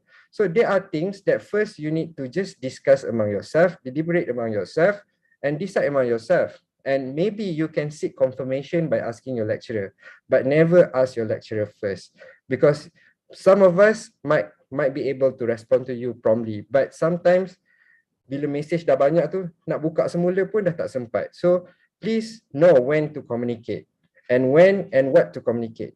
Okay, especially if you want to discuss your outline, for example, if you want to set a session for consultation with your lecturer. So what you should do, maybe you need to text them first. Salam free tak pukul 2? Tanya macam tu pula. First introduce yourself. Who are you, from which section? We have done this outline. Would you like to check at your free time? Maybe if you want, make it easier, we can have a Google Meet session. Be polite. Lecturer awak pun nak tolak tak sampai hati. Okay, so this is one of the things that you need to also learn, because communication is very important. And what I scare most about communication by way of instant messaging for WhatsApp, it is actually lacking of personality or lacking of emotion. Some people say if you write everything in caps lock, it means that you are angry. As if you are shouting. If you don't have emojis, it means that you are not in good mood. So sometimes it's nice to have conversation or discussion verbally with your friend. Maybe you can save some of the heartache later. Okay, so communication is the key here. Next, please. Now, we have been talking about the 4 C's. I'm sure some of you already forgotten what are the 4 C's. What was the first one? Lupa dah? Anyone? Comprehension. Comprehension. Second one? Content. Content. Third one? Cooperation. Fourth one? Communication. Communication. And on top of that, I added another 2 C's for you to, from excellent, become macam mana lagi hebat dari excellent? Legends. Sorry? Legends. Legend, Masya Allah. Of course, you also need to have creativity. Whenever you want to make a good assignment, you need to have creativity. That's what we want to see from you. And of course, like Madam Nina said, you need to check and always check your assignment. And it is also good if you can actually, what we call that, cross-check. Maybe if individual assignment, you might have your best friend read your assignment and you read their assignment and they will read your assignment, something like that. But for group, awak tukarlah sesama group lain, so that you will have some kind of cross-check, so that all of you will be in the same page and you will realize, aku tak buat lah this kind of analysis, I miss out this part. So basically, whenever we talk about assignment, whenever we talk about each and every mark in your continuous assessment mark, semua tu dah macam markah bocor dah untuk awak. Because why? You have the opportunity to consult your friends, you have the opportunity to consult all the references online, and you also have the opportunity to consult your lecturers. So basically, from the 60 continuous assessment marks, from basically 40 lah kalau cakap pasal assignment ni kan, from the 40 assignment mark ni, you can score at least 38, 39, no problem. If you score 38, 39, no one will dispute as long as you fulfill all the requirements. But whenever we want to talk about coming out with a good group assignment, you need to have first good group members. Now that's why I'm very, what we call that? We need to be very alert whenever we have free riders, we have people who just contribute their name and metric number on the cover page, people who don't really care much. Sometimes they do care, but they care very little about the assignment because they think, oh, group member aku ni dah ada budak perform ni, so aku buat ala kadar je lah. So this is something that you also need to be very, very concerned with, because whenever we talk about a group assignment, yes, it is group in nature, but in this group assignment, it tests your individual responsibility. It tests your own process management. It tests your own time management. So you yourself need to know how to do this before you can come up with a good assignment. If you can go next, I believe I have up until 10 p.m. Ke? Yes, sure, sir. Next, please. I have few slides left. Don't worry. Now, this is a very, very tricky issue for you to handle. This kind of issue has been long since time immemorial, has been long since even before we go online. Waktu zaman face to face pun, kejadian ni, penyakit ni dah ada, wabak ni dah ada, penyakit free riders ni, kan? So how actually how can we deal with free riders? Now, one thing about IIUM student, ya Allah, ni semua ujian untuk aku. Aku kena accept semua ni. Tak apa, aku buatkan. Ni ihsan, ni aku sedekah kat dia. Kalau aku tak buat, dia fail, nanti aku rasa berdosa. So these are among the misconceptions that students at IIUM especially have. Okay, you need to deal with them, because at the end of the day, if you don't help them, you are not helping them. Okay, you might help them for a short while, but for the long run, it will not be good for them. So you need to know how to deal with these free riders. First, students, they must understand this is actually haram. Ni budak UAE, budak law, cakap haram, haram halal. It is a prohibited act. Now, people say plagiarism is wrong, plagiarism is something that you should avoid, plagiarism is bad. But free riding also is bad. It's also haram. You cannot take marks from other people's effort. That's why you need to contribute as much as others so that you can have the marks in halal way. Sebab itulah group mark pun score, individual assignment score. Na'udzubillah, final exam tak score. Mungkin kurang barakah kat situ. And at the same time, how to deal with the free riders? This is actually the duty of the leaders. The duties of the leader is to check whether everyone complete their part or not, ensure everyone execute their parts properly. And after some time, dah bagi warning sekali, dah bagi 2 kali warning, after the second strike, you need to inform your remaining group members. Aku rasa Madam Nina ni tak contribute apa-apa lah. So patut tak kita bagi tahu dekat Madam Humayah contohnya. So, and after everyone agrees, then you need to report. When to report? The day before you submit the assignment ke? Assalamualaikum sir, ni assignment group kami, tapi siapa ni? Soleh Sani ni memang main petik je. Soleh Sani ni tak contribute apa-apa pun sir, tapi letak je nama dia sebab kesian. When you inform me that, the night before submission. This is something very wrong. You must report to your respective lecturer at the very early stage so that the lecturers, on our part, we can do something about it. Okay, so you need to report basically. Don't live with these free riders, because if they have done it once and they are okay with that, they will continuously do that. And what happened if you are also free riding during your undergraduate studies? Also, you can pass your undergraduate studies, but can you really free riding when you start to work, when you become legal practitioner, when you do your chambering, when you become legal advisor? The answer is no. Waktu itulah baru tahu langit tu tinggi ke rendah. So you need to stop them, report them, and to help them actually, not to only help yourself, but also to help them so that everyone can develop and move forward together. Next slide, please.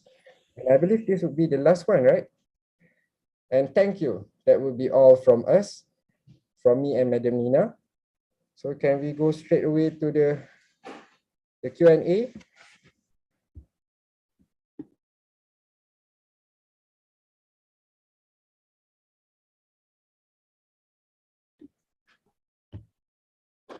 Yes, sure, sir. Okay.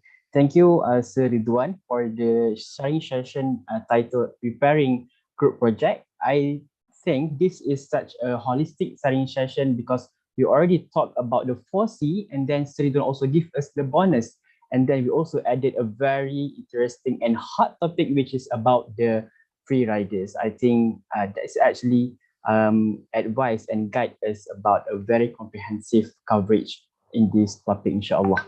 Okay, so right now we will move on to the Q&A session. And during the Q&A session of this Lextalk 2.0, we will entertain a few questions from the participants, and all of them are going to be answered by our panelists. So maybe I'm going to start with the very first question right now.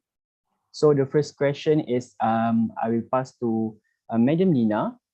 Okay, so madam, what is the best way is, as you just mentioned about the edit and proofread in your slides just now, and what is the best way to edit and proofread a particular assignments? As a lecturer and just a master students, maybe you have a few tips, tricks, guidance, and advice to the law school students that just in the foundation level. So I pass the questions to Madam Nina.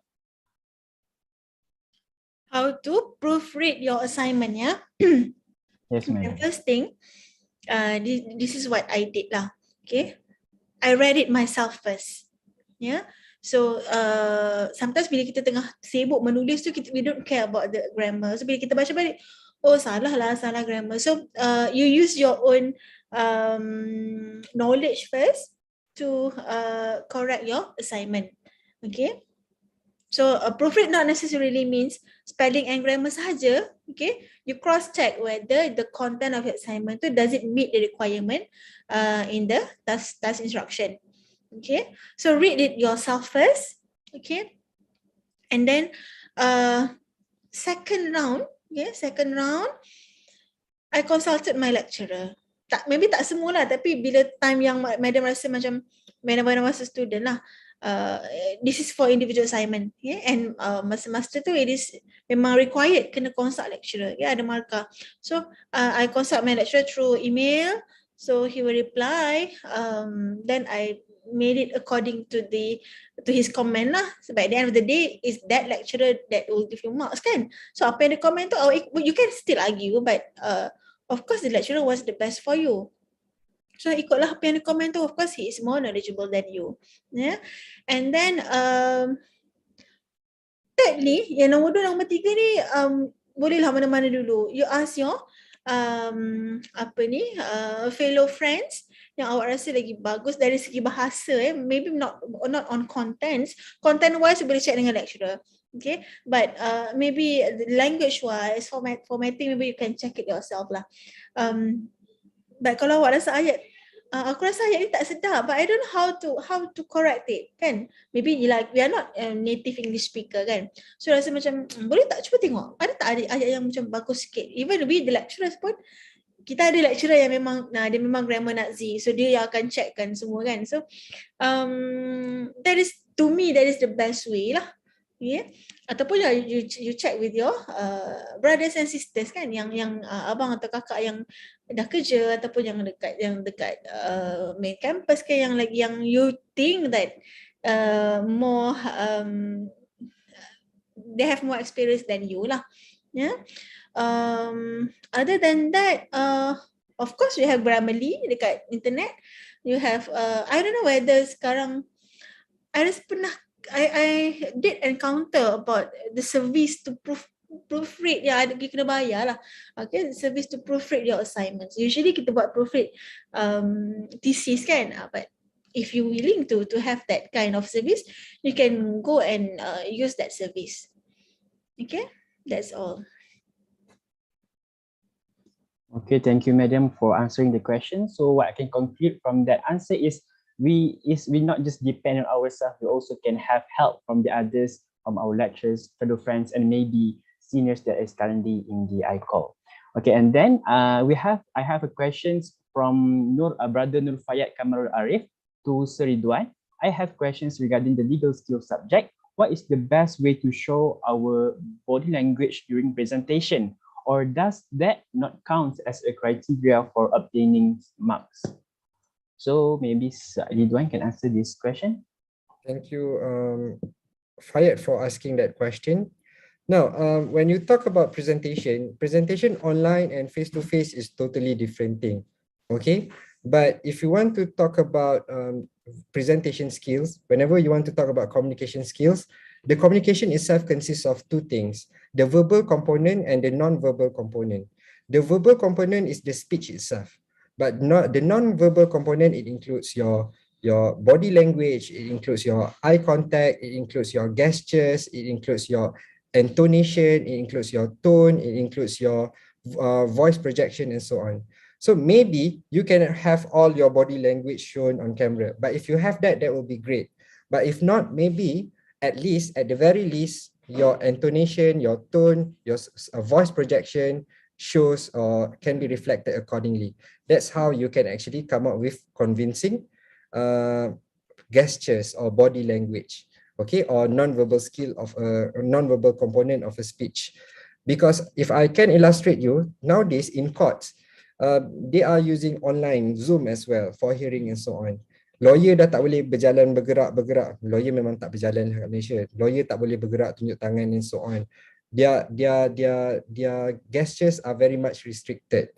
But they still can convince the court. They still can persuade the client. They still can persuade the judge to hear their arguments by way of their intonation, by way of their what we call that eye contact. It is very saddening to listen to students' presentation where students basically just read from the screen. They have the script on the screen, they switch on their camera, and they just read like it is a prompter. Guys, this is not news reading, okay? We are not broadcasting any news. We want you to share your thoughts. It's okay if you have grammatical error. It's okay if you have pauses in your speech, but we don't want you to read scripts. Our life is not scripted. So you need to be able to at least draft the main points so that you can, what we call that, speak in a structured manner. Sebab tu awak kena plan your speech, not script your speech. Okay, so going back to the question, body gestures is not everything, but it can be translated in other forms as well. Thank you.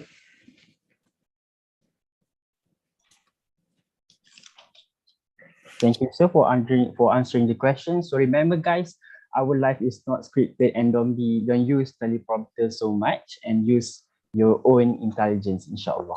And next question is for Madam Nina.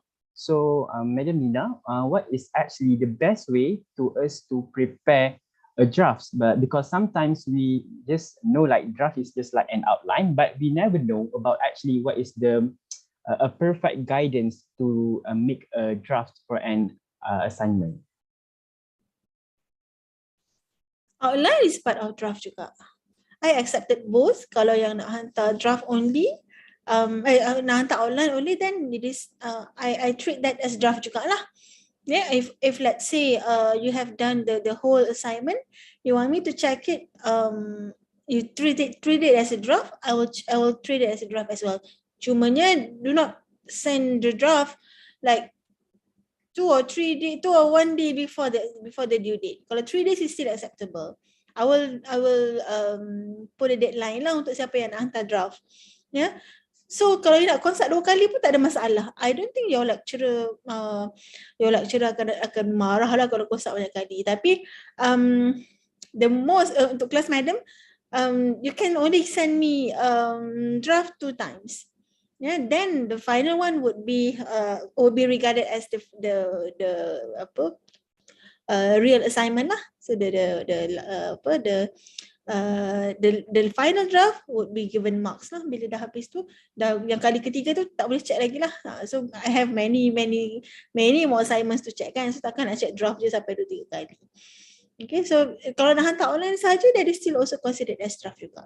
No problem. Thank you. Okay, thank you, madam. And then the next question is from Sister Sharifah Fatimah Al-Shahab. Sir, do you have any specific tips on how to score the assignments for legal skills subject, since the grade for the subject entirely depends on the carry mark?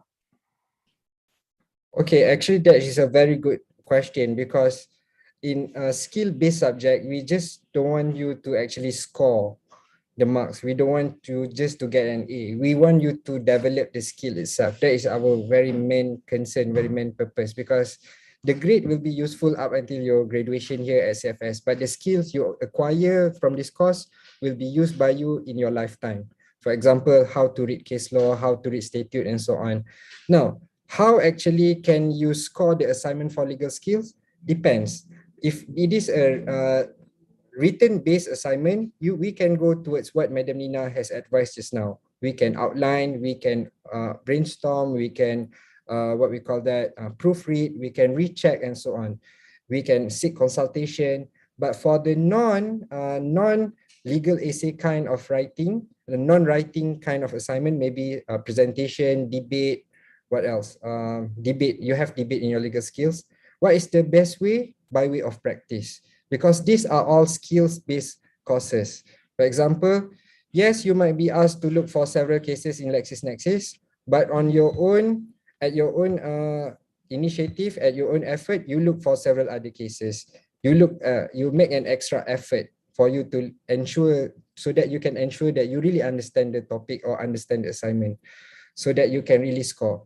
Debate, if you ask any debater why they are so good at debate, because they do a lot of practices. Okay, but for some law student who never involved in debate, the only time they did debate was during the in-class debate session. Sebab itulah they end up having script. That's why they end up having very long pauses or silence, or that's the very that will of course adversely affect their marks. So if it's a written form kind of assignment, you can outline, you can proofread, you can recheck. But if it is a skill-based or presentation-based, you can always do a lot of practices. Okay?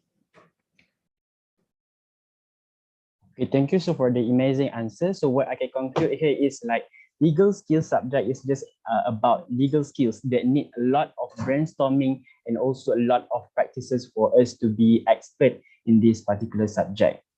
And then the next question is also regarding the group project. We have two questions about group project. From I think Seridon also can answer this question. From Brother Ziad Apari, he said that I think sometimes I have been a gila kuasa group leader. Like I want to do every single thing. What should I do? And then he also put like sad emoji. So what is your opinion, sir? First thing first, Ziad, you are not alone. Ramai in your shoe, okay? Having people who are gila kuasa ni.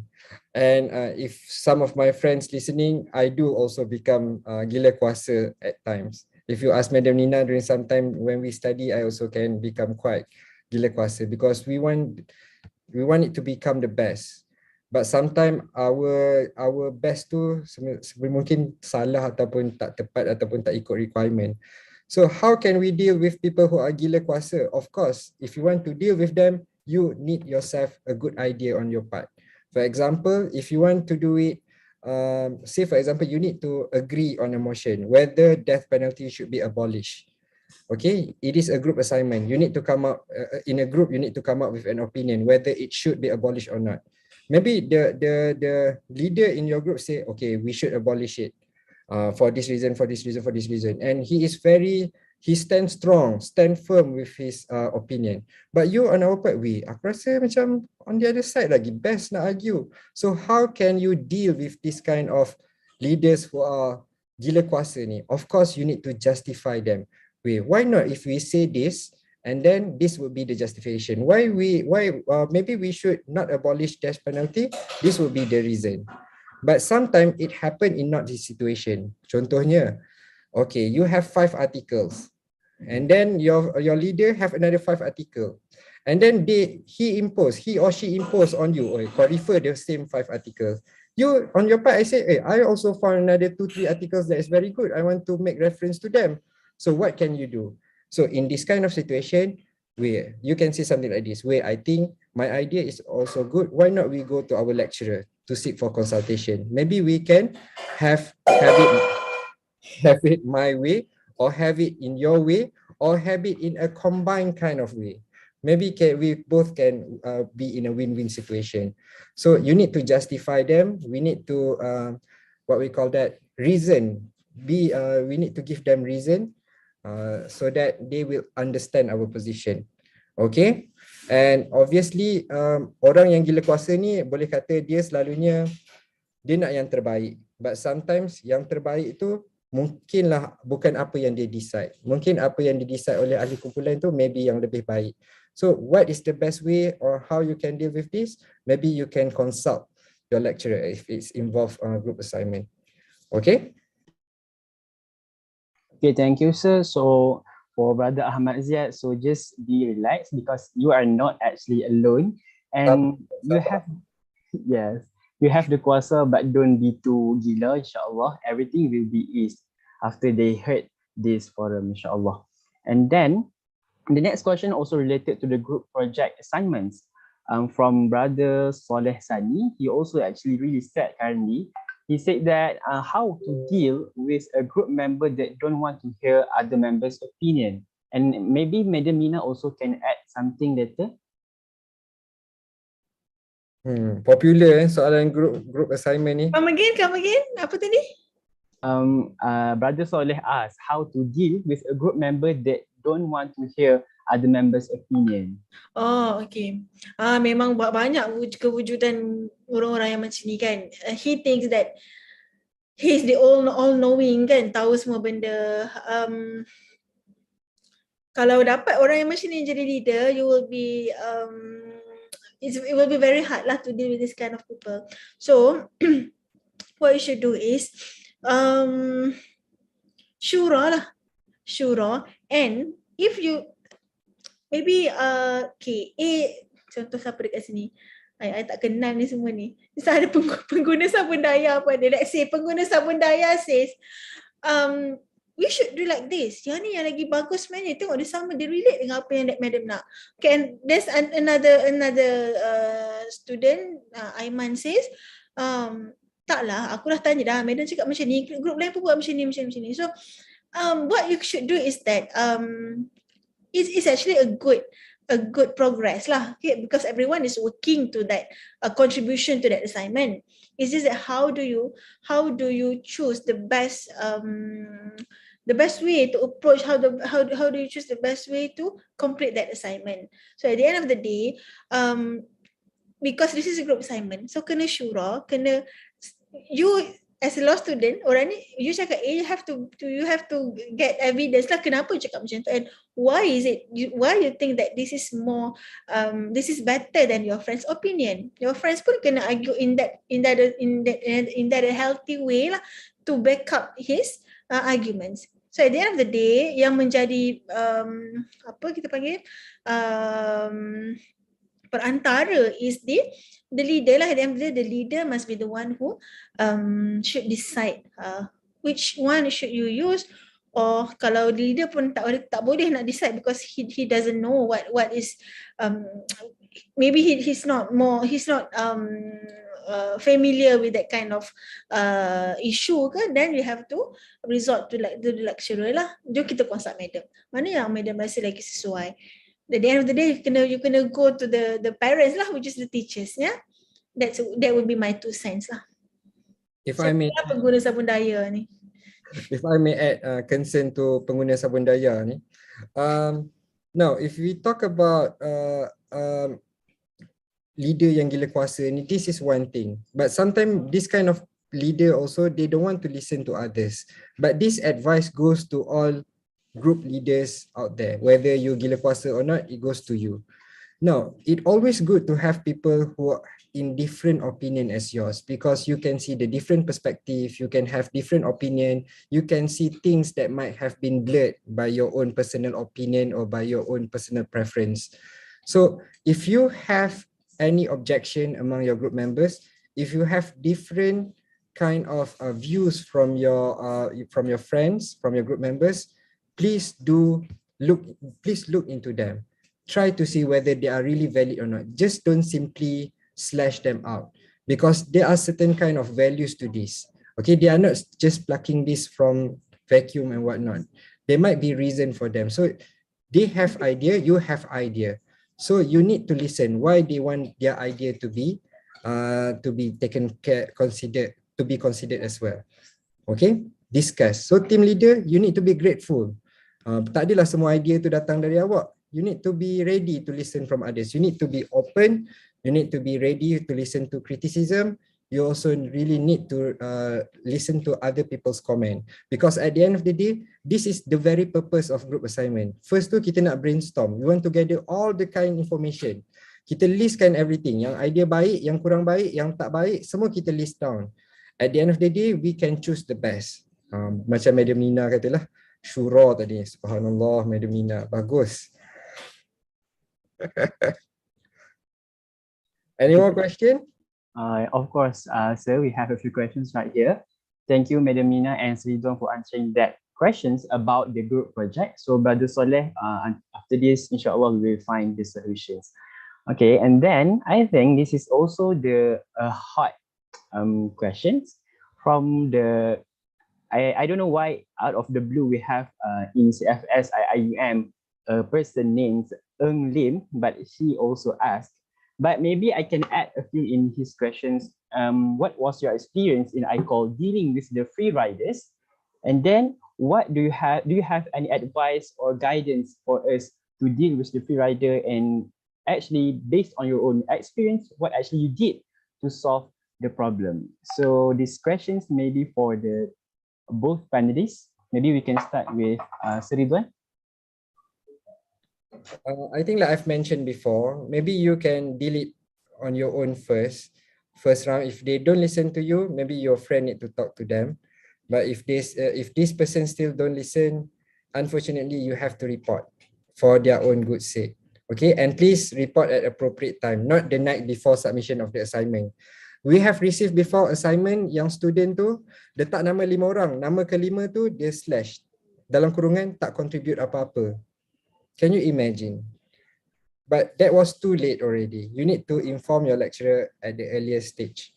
Okay, and to be honest, to deal with this kind of people like yourself, where everyone are at home alone, seorang-seorang jauh-jauh dari kawan ni susah sikit. Kalau dekat campus tu, like I've mentioned earlier, is easy. Just knock on their door, just talk to them, drag them to your group discussion. But maybe at this juncture, in this situation, you need to get your lecturer involved, unfortunately. Maybe Madam Nina would like to add? Yes, maybe Madam have like experience dealing with free riders by yourself. Ada, tapi macam Seri Don cakap lah, sometimes bila dah ke ujung-ujung kan, sebulan bagi kerja, dah week 4 tu baru diorang nak report.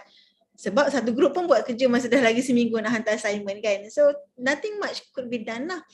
But to me, mungkin ada yang takut nak report sebab takut nanti kawan-kawan dia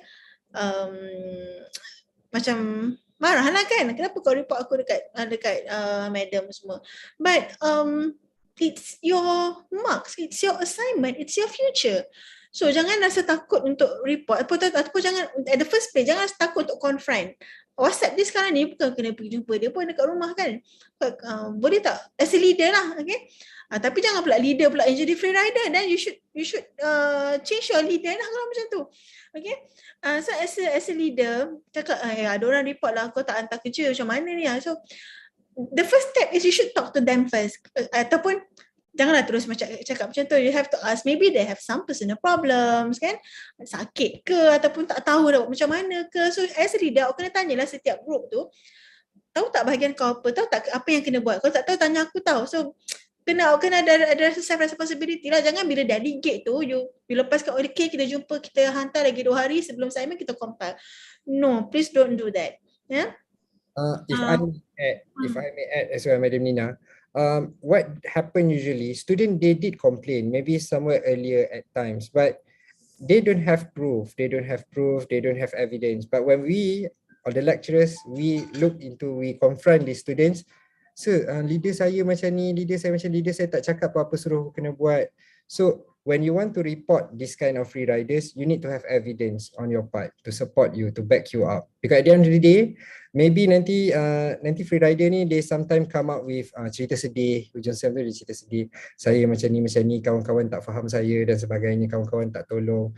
So you need to dig into the matter first, look for information, conduct a mini research, and then collect evidence, and then you can present to your respective lecturers.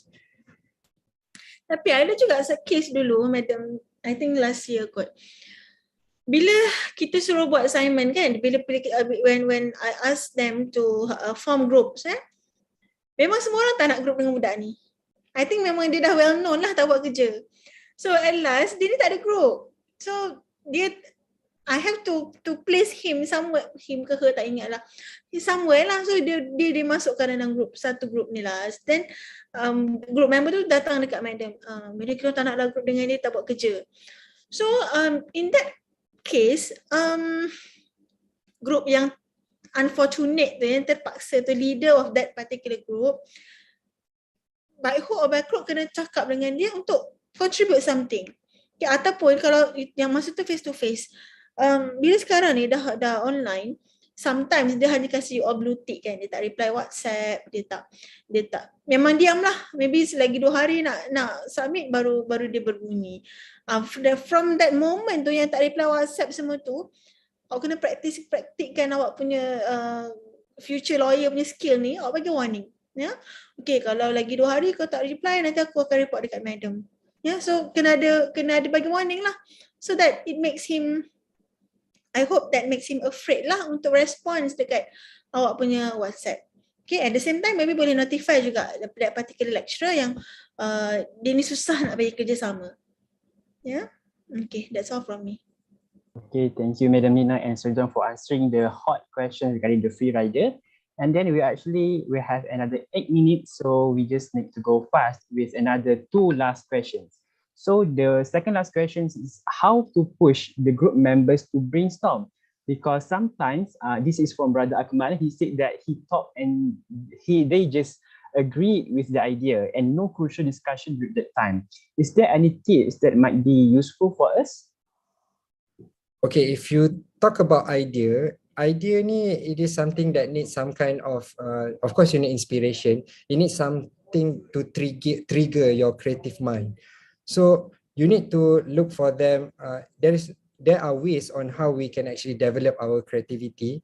This you will learn in thinking skills, but actually at this juncture, how can you at least want to force people to come up with idea is just make it compulsory. Everyone must come up with one idea. Tak pun contohnya macam if you want to come up with an assignment, seorang satu cari jurnal artikel, seorang satu cari advantages of baby hatch, for example. So you guide them. They might not be, some people they might not be creative, but they might be critical. So you need to embrace this in a group project. So for those people who given creative ideas, you need to celebrate them. But maybe those who are not giving good ideas, they can do good research on on the idea that have been given. So you cannot actually force people, but we can actually trigger this kind of creativity to develop good ideas. But in a group assignment, you need to embrace the weakness and the strength of your group members. Kadang-kadang awak memang tahu dia tak berapa nak pandai bagi idea. Tapi when you talk about English, he or she might have the British English. So your assignment can be proof checked by this person for your group assignment. This person is not very good in giving idea, but he is very good in doing technical matters, formatting, buat presentation yang cantik and so on. So I think that's how you can deal with this. You need to embrace the diversity in a group assignment too, among the group members. Thank you, Sir Ridwan. And then we have another questions from Brother Akmal Abdullah. He asked these questions because he actually is like a busy president. So he asked to the both of the lecturers, what is your inspiration or motivation to finish your assignment with a fully schedule or other stuff? Because we know that some of us have so many commitments, right? So what is your answer. Maybe Madam Nina will start first. Honestly, as a student, I was in CFS back in 2007. Tak adalah siap pun, siap awal pun. Bila dah hujung tu, the thing that drive me is, of course, the deadline would drive me to finish up my assignment, ya. Tapi as we grow older, let's say bila bila dah sambung, bila dah degree ataupun dah bila mana sambung master tu, what keeps me motivated is that I have a lot more work to do. So I have to finish up my assignment first. Then only I can finish other works. Because the priority is assignment kan? As a student, priority assignment. So disebabkan ada banyak lagi kerja-kerja yang menanti ni, nak tak nak kena buat assignment dulu. Yeah, so that awak tak jadi kelam kabut bila dah hujung. So you should know your priority. Fiqh awlawiyat. Yang tu kena tahu. Yang society ke, program ke, Lextalk dulu ke, ataupun assignment nak kena siap dulu ke. Of course you can improvise here and there. Sebab assignment ni lambat lagi 2 bulan. So nak settlekan program report dulu. There's of course room for improvisation lah. So that makes you will be more mature in handling those chores and all the prioritization tu. Tapi as a student memang kena dahulukan, aulakan yang study lah, the academic tu. Okay. I may add, now usually people who involve in various societies, various club, various position, whatsoever, this person supposed to be good at time management. They should be good at time management. They should be good at prioritizing which one should be best, what should be first thing that need to complete, and so on. And I think at the end of the day, this is what people who involve in group or in society will get. They will get more in the sense that kawan-kawan awak yang tak join society, siap assignment, dia tak ada pun buat program, tak ada pun join pertandingan apa-apa. Tapi assignment dia takat tu juga. Kualitinya macam tu juga. Awak, you join various things, you do a lot of things, you contribute a lot of your time for others as well. You can come up with good or a better assignment than them. So what it shows here, it shows that you can be a person that can manage your time well. So this is something that cannot be learned in class. This is only can be learned by way of experience and by way of making the wrong choices so that you can make mistakes and improve lah. So thank you. So Brother Akmal, just be relaxed. That's actually a blessing in disguise actually. Alhamdulillah. And then the very last questions as the conclusion question. Maybe Madam Nina, he asked, Auni sister Auni Farhatan asked direct to Madam Nina. Personally, what do you expect from a good assignment? And maybe you just can conclude our Lextalk. And then. What do I expect of a good assignment? Yes. First, I will look at I will skim the assignment first. Yeah, Medaka tengok, okay, semua komponen ada tak? Yeah, I won't read it wholly first. Okay, maybe I can just tengok cover page sahaja and selak dia punya introduction dengan conclusion. Yeah, that is my style. Okay, so awak kena untuk tackle markah yang banyak daripada madam. Formatting tu kena cantik. So Madam akan, apa yang Madam nampak tu dulu baru akan okay bagus nak baca lah, nak mark. Okay. Secondly, it addresses all the components as dalam task instructions. Okay. So semua yang kita nak dalam instruction tu semua awak tackle. Semua isu awak dah jawab. Yeah. Thirdly, a good language. Yeah, that means proofreading is very important lah. Yeah, and as a law student pun language is very important. Yeah, either you paraphrase ke you quote ke, the language must be good. So that good in the sense that awak kena aim yang the reader would understand your statement. Yeah, that is the third one. The last part is bonus lah, kalau nak bonus ni, varieties of references. That's I think that's from me lah. That's from my personal opinion as a law teacher. Apa yang madam expect daripada a student untuk buat assignment. But sometimes they say what you give you get back kan. So apa yang madam, I will cross check juga. Bila budak ni buat macam ni, I will cakap okay, aku dah bagi tahu ke belum kena buat macam ni.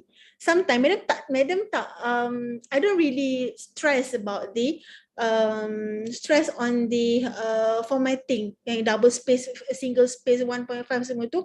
Madam tak stresskan dalam kelas. Yes, it is it is there in the class instruction. But I will ask myself, rasa dah cakap. Kalau dah cakap tu lagi lah I annoy kan. Kalau I annoy kalau tak ikut. Okay? But if you really follow the instruction carefully, you will get good marks lah daripada from me myself. Yeah. So that concludes my answer, my expectation of a good assignment. Yeah. Maybe Sir Ridwan nak tambah. Yes, maybe Sir Ridwan can also make a conclusion. Thank you very much. I agree very much with what Madam Nina said, but I just want to add one more thing. Now, being in this situation where all of you are at home, we all need to rely so much on the technology. You without, whether you like it or not, whether you think you are good at it or not, you need to learn how to use the basic things such as Microsoft Word, how to make everything proper, how to do the formatting, how to do the referencing well, how to do the spacing. At the very least, cover of the assignment tu macam mana nak bagi nampak senonoh sikit.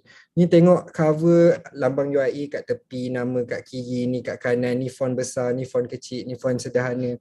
So please do on your own effort, learn this kind of tips and trips. This kind of technology. Maybe you can, it's annoying. For example, during your last final examination, you were using Google Doc, right? Google Doc tu dia dah baris dah, merah, kuning, hijau, kalau typo ke, kalau grammar salah ke. Just a matter of you just give a right click and correct your sentence. But even that kind of correction you don't want to make. You just ignore that kind of that kind of alert given by Google. So you need to make use of this kind of technology so that it can assist you, not to make your life difficult. You need to know how to use online databases. Later on, we'll be having a session learning on this. Maybe you need to also know how, basically Microsoft Word lah paling penting saya. Microsoft Word, PowerPoint, Excel, or if your lecturer font to use Google Doc, whether you like it or not, you need to learn how to use it as well. Or whatever platform, Canva ke, just try to upgrade your knowledge on this. Your knowledge on this kind of technology cannot be cannot be the same or at par macam saya dengan Madam Nina zaman dulu. Tak boleh, because it is expected so much from you nowadays, especially during this RTL. So this will not be learned in class. This is something that you need to do on your own. It depends on your effort lah. So please try lah pakai Prezi ke, try belajar sendiri. Okay, insyaAllah it will be very useful. That's all. Thank you very much. Thank you for the both panelists. I can say that for this tonight session, mission accomplished because we have answered all the questions, Alhamdulillah. And I am really sure that all the answers have been answered well by both panelists. Thank you so much for the amazing questions. Okay, and then members of the floor, I think that with the last words and answers from our panelists just now, it also concludes our Lextalk 2.0 tonight. Alhamdulillah, we have gained so much knowledge from this 2-hour session from dedicated and amazing panelists. Before we end this session, I would like to thank our panelists tonight, Sir Ridwan and Madam Nina, for spending time with us and sharing a lot of beneficial knowledge and tips. May Allah bless your effort and grant you with His blessing. Ameen. And then for all participants, make sure to take note of each point that has been shared with us today and benefit it for our main time in CFS IIUM. And inshallah, let us submit our assignment on time. Don't make it late, and always make great and quality assignments, because as Madam Nia said just now, doing assignments early is just like you versus the great content. But if you did it late, it is you versus the due date, which is really, really not good. And the most important thing is never be a free rider. And just imagine you are doing this haram thing, then just because of group project, something dangerous is waiting for you at the hereafter. Na'udzubillah. And with that, Lextalk 2.0, how to make a great assignment, has come to the end. A reminder for all participants, please fill out the attendance link and feedback form that has been shared in the comment section at the YouTube live. Let us end tonight's program with the recitation of Tasbih Kafarah and Surah Al-Asr.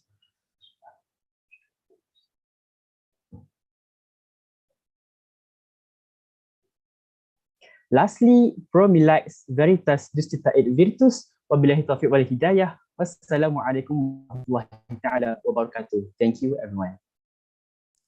Syukran semua.